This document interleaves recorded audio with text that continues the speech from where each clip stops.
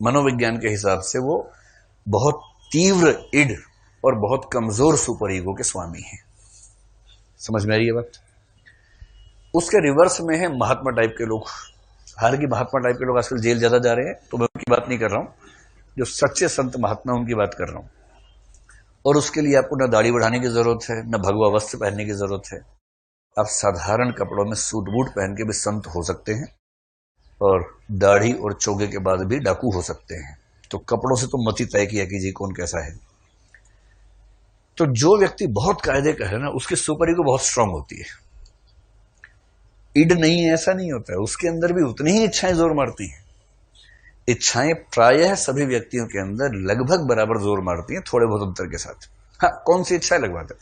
जैसे एक सिगरेट नहीं पीने वाले व्यक्ति को सिगरेट की इच्छा जोर नहीं मारेगी, उसने कभी स्मोक किया ही नहीं, उसका मन ही नहीं करता। शराब की इच्छा, जो शराब नहीं पीता, उसको जोर नहीं मारेगी, उसे फर्क ही नहीं पड़ता उन सब बातों से। लेकिन जो प्राकृतिक इच्छाएं हैं वो तो जोर मारेंगी ही मारेंगी। प्रेम की इच्छा जोर मार सकती है, दोस्ती की इच्छा जोर मार सकती है, सुरक्षा की इच्छा कि मेरा घर सुरक्षित हो, मेरा परिवार सुरक्षित हो, ये इच्छा सबको जोर मारती है। तो प्राकृतिक इच्छाएं लगभग हर व्यक्ति को लगभग बराबर प्रभावित करती हैं।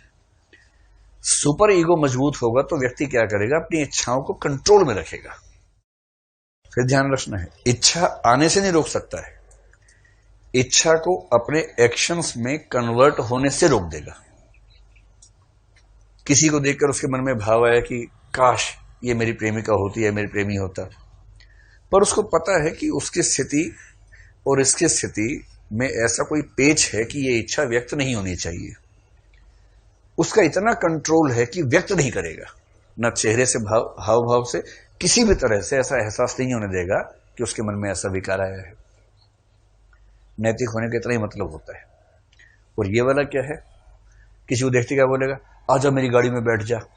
ये इस तरह का जंगली टाइप का आदमी है, क्योंकि इसको तमीज नहीं है कि कोई एक बड़े अच्छे आदमी ने कहा कि ये जो कह रहे हैं ना आजा मेरी गाड़ी में बैठ जा, और ये जो कह रहे हैं कि आपसे बात करके अच्छा लगता है, आप अच्छा पढ़ने में अच्छी हैं और आप जरूर आईएएस बनेंगी और आपसे मतलब बड़ा प्रेरणा मिलती है, लफाजी का अंतर है, पैकेजिंग का अंतर है, कंटेंट समान है। अब भाव समझ रहे हैं? कंटेंट समान है। कंटेंट का मतलब दोनों के मन के भाव, दोनों की इच्छाएं, दोनों की मूल प्रेरणाएं समान है। उस दुष्ट को अंदाजा नहीं है कि कैसे बात रखी जाती है, वो सीधा मुंह फट है, सीधे बोल देता है। इसको पता है कि बदतमीजी नहीं करनी है, बहुत तमीज के साथ कायदे से इंसान की तरह बिहेव करना है, और इस बिहेवियर की वजह से ही सामने वाला व्यक्ति शायद उससे प्रभावित हो जाए, इस बात की संभावना ज्यादा है।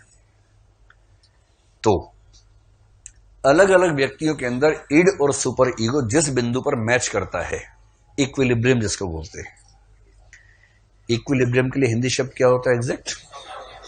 साम्य बिंदु। हाँ, साम्य बिंदु। उस साम्य साम्यावस्था, हाँ वो भी ठीक है। साम्य बिंदु ज्यादा अच्छा लग रहा है वैसे तो।